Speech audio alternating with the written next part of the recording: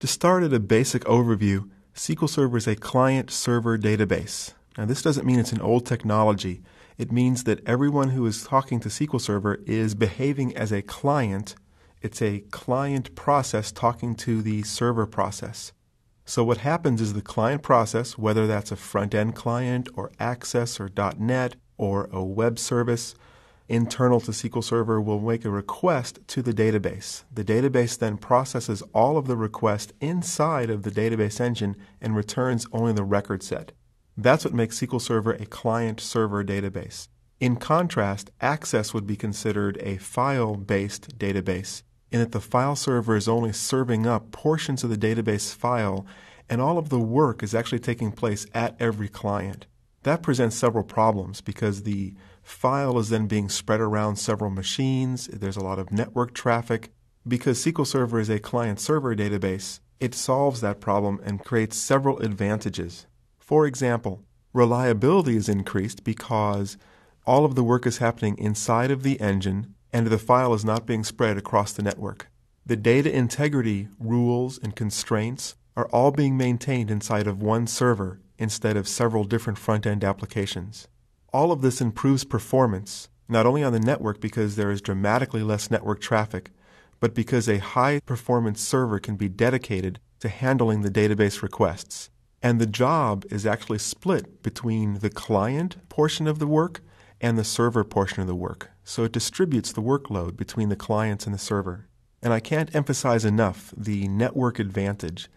If it was a file-based database like Access, you really have problems spreading the file across more than 20 or so clients. But SQL Server can normally handle, and often does, hundreds or thousands of clients. That would be impossible with an Access database. So let's take a closer look inside of SQL Server and become familiar with its different components. This is the server and the different components for the server.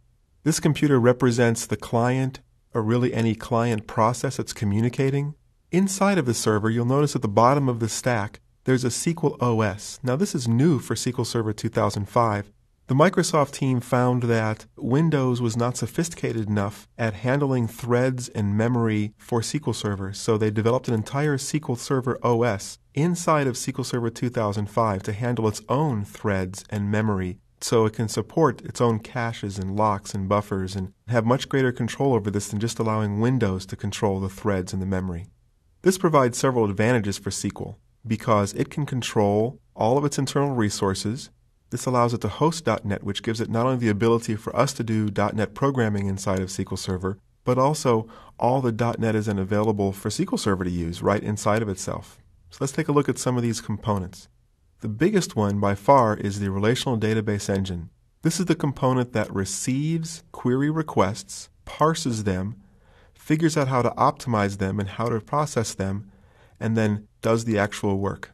Below the Relational Database Engine would be the Storage Engine. Here it's represented by cache, locks, and buffers.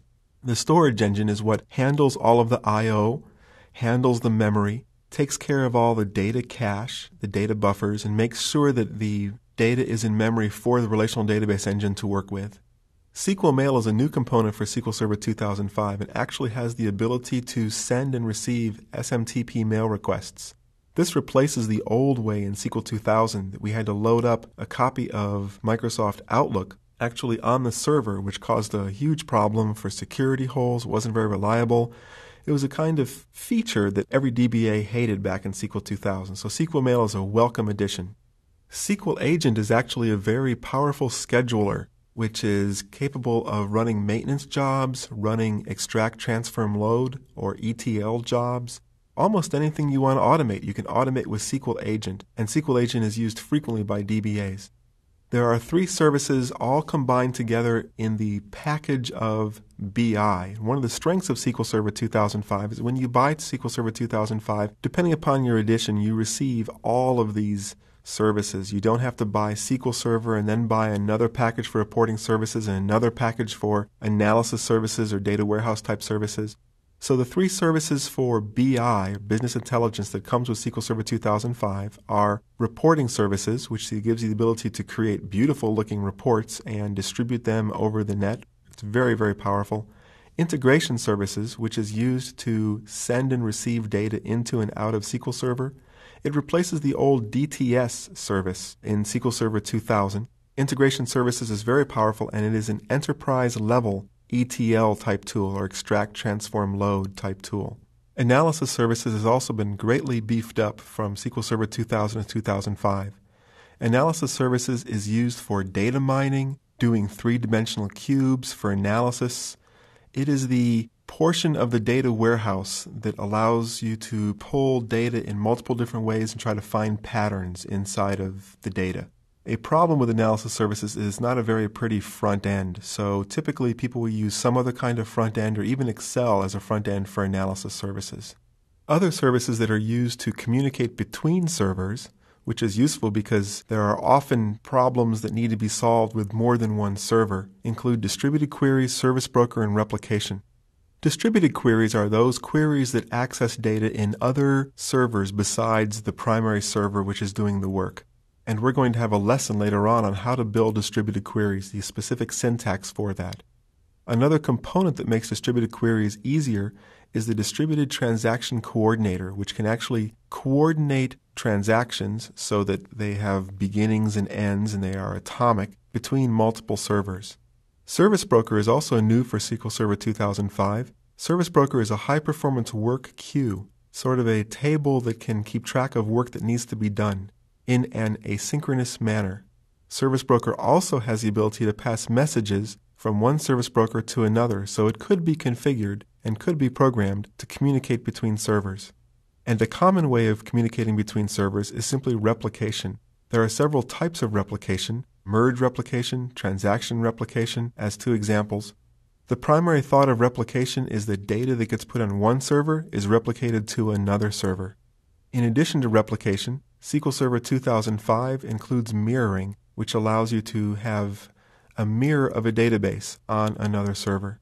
Keep in mind that in this training we're focusing on developing databases, so while we're talking at this point about the different services and the different components of SQL Server, the rest of this training will be focused on how to develop a database. So we're not going to be talking about Service Broker or replication in great detail. Another key advantage with SQL Server 2005 compared to SQL Server 2000 is that previous versions of SQL Server communicated only through what is referred to as a tabular data stream, meaning that we receive a query, process it, and return back a tabular data stream of the results. SQL Server 2005 includes the ability to build a web service, or the ability to receive a request via web services, process it, and then return back a result via the web service. It does not build the web service inside of SQL Server. Instead, it leverages the http.sys component of Windows Server 2003 or Windows XP.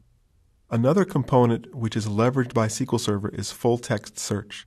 And there's a lesson on full-text search coming up. Basically, this allows it to index every word inside of certain columns so you can do fantastic text searches. As you can imagine, SQL Server has several tools, and it can be confusing to find which tool is best for which purpose.